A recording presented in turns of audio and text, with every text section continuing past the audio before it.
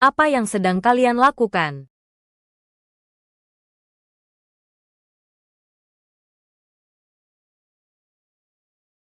Kakaknya Shen Yue. Kenapa kelihatannya statusnya luar biasa? Biar ku tebak ya, jas dan jam tangan ini mungkin juga hasil curian. Ada apa ini? Kakak datang. Bukankah kakak seharusnya di kantor? Di perusahaannya dia sibuk setengah mati. Kok masih sempat-sempatnya mengurusku? Ini tidak masuk akal. Shen Yue, dia bukan hanya menindas teman sekelas, tapi juga tidak mau mengaku salah. Murid yang seperti ini, aku tidak sanggup mengajarinya. Dulu dia bahkan tidak pernah melirikku sedikit pun. Kenapa hari ini dia berinisiatif datang ke sekolah? Jangan-jangan karena aku bersikap masa bodoh, makanya sikapnya padaku jadi berubah. Ya, jangan mendekat.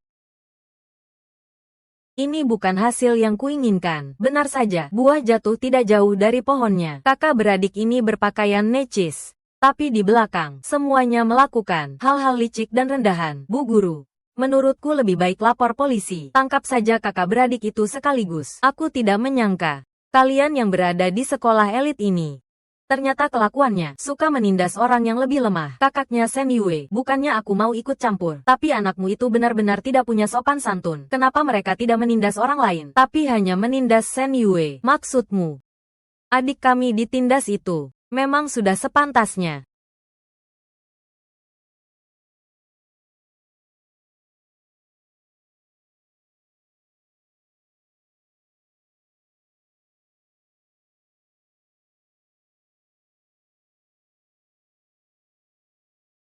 Datanglah ke kelas. Mungkin kamu harus melihatnya baik-baik.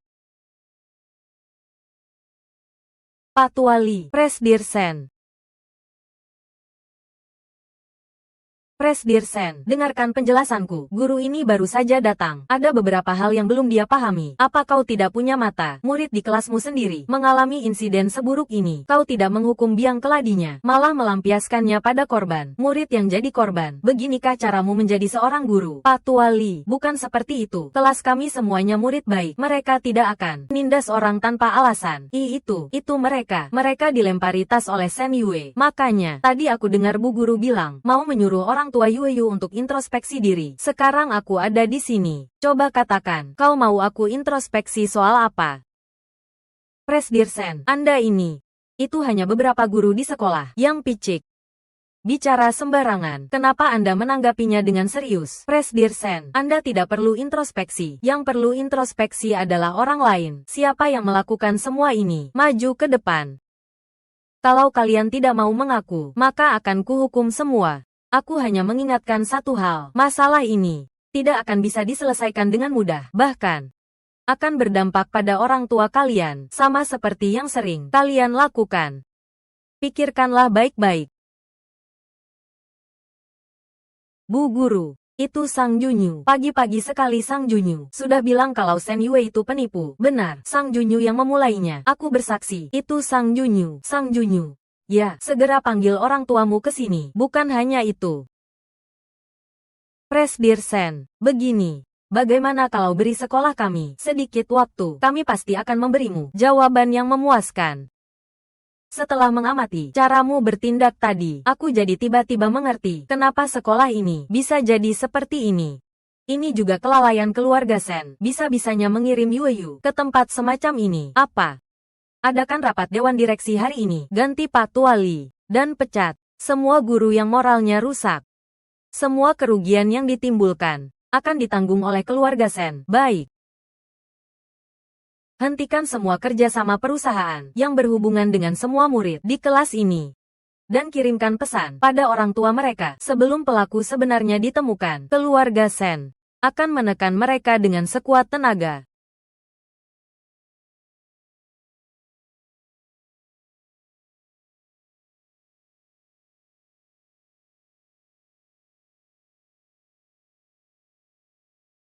Sudah berapa lama situasi ini berlangsung? Hanya hari ini, sepertinya Shen Yue mengalami hal seperti hari ini. Sudah ada pertandanya sejak dulu. Di rumah ternyata tidak ada satu orang pun yang peduli. Dia bahkan masih memikirkan keluarga. Bilang kalau hanya hari ini. Apa kau melawan? Aku sudah menghajar mereka semua. Bagus. Anak keluarga Shen kita tidak menindas orang lain, tapi juga tidak boleh ditindas orang lain. Terima kasih. Kakak benar-benar hebat. Gadis kecil ini dulunya jelas-jelas sangat takut padaku. Kenapa tiba-tiba sikapnya berubah? Apa ada seseorang yang mengajarinya sesuatu? Siapa yang mengajarimu mengatakan hal ini? Aduh, apa aku terlalu berlebihan menyanjungnya? Pesona itu, meskipun sangat abstrak, tapi terus terang saja, itu tidak lebih dari membuat orang lain menyukaimu. Shen Yue, caramu melakukan sesuatu terlalu kaku. Dengan begini, meskipun yang kau katakan adalah kebenaran, tidak akan ada yang mau mempercayaimu. Kau mulailah dengan belajar memuji orang lain. Seseorang pernah memberitahuku, emosi antar manusia itu tidak saling terhubung selama tidak diungkapkan secara lisan. Jarang ada yang bisa menebak pikiranku sendiri. Kakak, kau benar-benar hebat. Aku juga sangat ingin berterima kasih padamu. Antar aku kembali ke perusahaan dulu, baru antar dia pulang.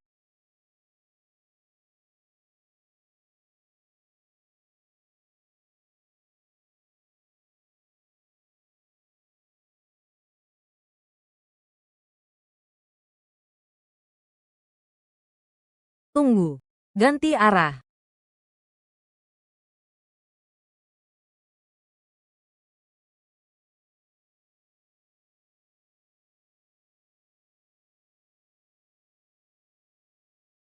Kakak, kita mau kemana? Salah jalan.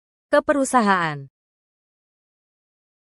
Presdir Sen, sesuai dengan permintaan Anda, jadwal hari ini telah disesuaikan. Rapat evaluasi jam 9 pagi, ditunda menjadi jam 10. Acara penyambutan tamu eksternal siang ini, dijadwalkan di Yayuan. Para direktur yang mendampingi sudah diberitahu. Rencana sistem penggajian baru, yang dirancang perusahaan terakhir kali, sudah direvisi menjadi versi ketiga. Apakah perlu mengadakan rapat antara jam 2 sampai 3 sore, untuk melakukan penyesuaian terakhir? Batalkan semua jadwal eksternal hari ini. Semua rapat, rencananya tidak berubah. Reformasi sistem, akan kuserahkan sepenuhnya pada Li Xinbai. Rapat evaluasi, pindahkan ke sore hari. Kakak, apa yang kau lakukan? Presdir Sen, saya harus mengingatkan Anda, semua jadwal hari ini sangat penting bagi Anda. Semua urusan.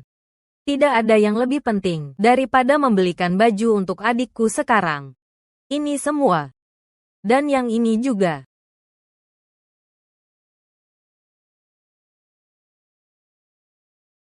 Beberapa perusahaan pakaian ini, beli semuanya. Baik. Kau tidak apa-apa, Yueyu. Hah, kakak. Tidak perlu sampai begini. Maksudku, tidak perlu membeli sebanyak ini. Oke, kuturuti maumu.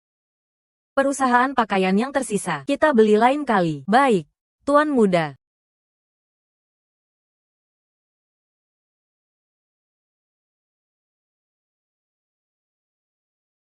Jangan terburu-buru. Berendamlah lebih lama. Shen Yue, apa kau tahu apa bahan utama dari lem? Adalah. Kalian sudah mempelajari pengetahuan bagian ini, belum? Kalau begitu kau belajar sendiri, tertarik dengan kimia. Sepertinya ini waktu di penjara. Ada seseorang yang mengajariku rumus molekul lem 502 setelah dibakar, lalu mengumpulkan gas beracun hasil pembakarannya untuk mencoba kabur dari penjara. Aku tidak tertarik pada kimia, aku hanya tertarik untuk tidur. Kau masih kecil. Selain tidur, masih banyak hal menarik lainnya yang menantimu untuk dilakukan. Menurutku tidur adalah hal yang paling menarik. Berbaring di tempat tidur, aku merasa sangat puas. Lalu biasanya apa lagi yang kau lakukan di rumah? Membaca buku yang diberikan ibu. Buku apa? CEO arogan dan sekretaris centil. Tapi, kakak, kenapa sekretarismu laki-laki?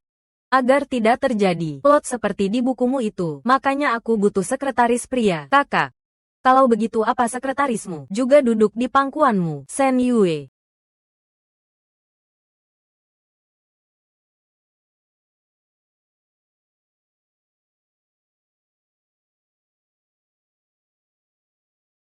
Halo. Aku mengerti. Nanti akan kutanyakan pendapat Shen Yue.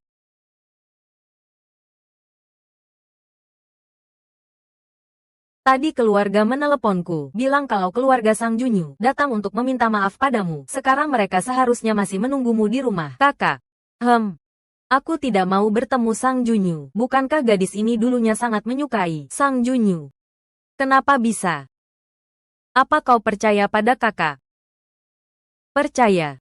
Kalau begitu nanti saat pulang, jangan katakan apapun, dan jangan menunjukkan ekspresi apapun. Cukup berdiri di sampingku saja.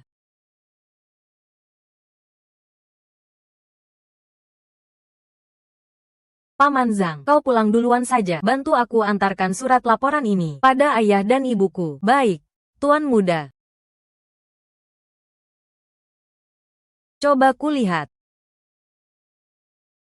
Sudah.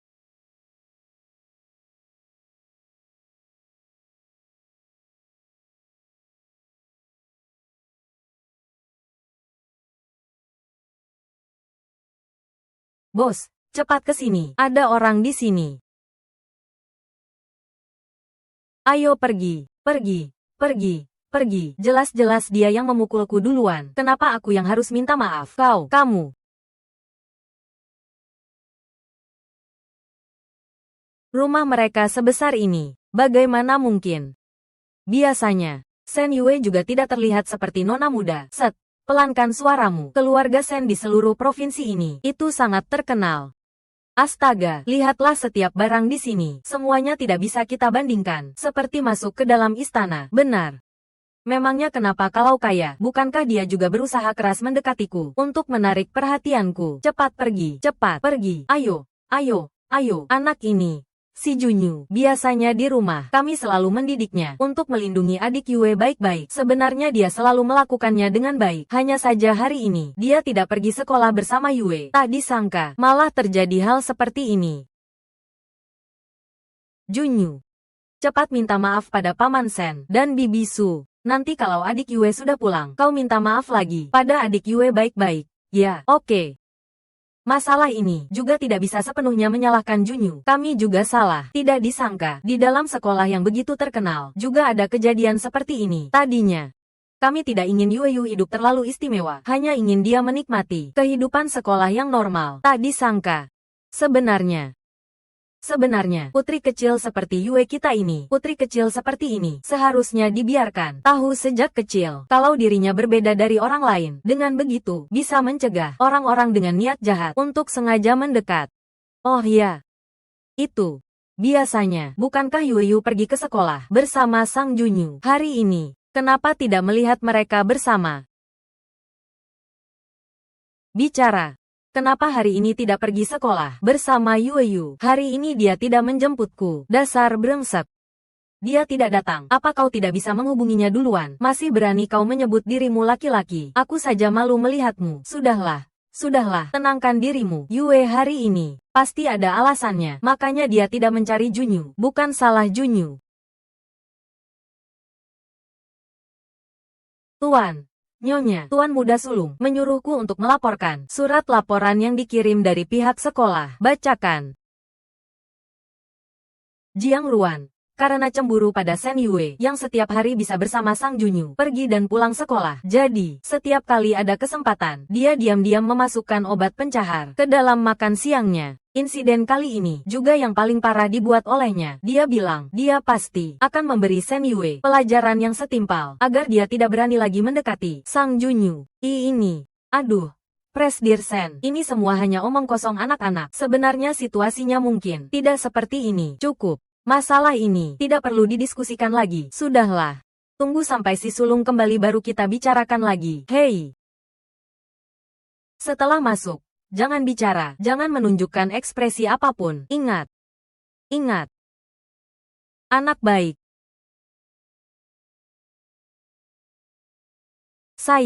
Sayangku. Ini salah Mama. Mama minta maaf padamu. Mama tidak melindungimu dengan baik. Yue Yu, kenapa kau tidak bicara? Yue Yu, setelah masuk, jangan bicara, jangan menunjukkan ekspresi apapun. Ingat. Jawab Mama. Dong. Jangan membuatku takut. Ya. Yue Yu, Ma. Saat aku menjemput Sen Yue dari sekolah, dia sudah tidak mau bicara. Sepertinya dia mengalami trauma psikologis. Sekarang jangan memaksanya. Kaksu, dalam situasi seperti ini, jangan memancing Yue lagi. Jangan juga terus mendesaknya dengan pertanyaan. Pikiranku adalah, Biarkan Junyu yang mencoba. Junyu seumuran dengannya, biasanya juga akrab. Mungkin saja Yue mau bicara. Kau Sang Junyu. Tadi sekretaris memberitahuku beberapa hal. Setiap hari saat pergi sekolah, kau mengambil semua uang dari Sen Yue. Saat membelikan makan siang untuk Sen Yue, kau akan sengaja meninggalkan makanannya di kantin dan pergi sebentar. Saat mendengar ada orang yang membicarakan Sen Yue, kau tidak membantah, bahkan memberikan petunjuk pada para penggemarku. Masalah ini, jelaskan.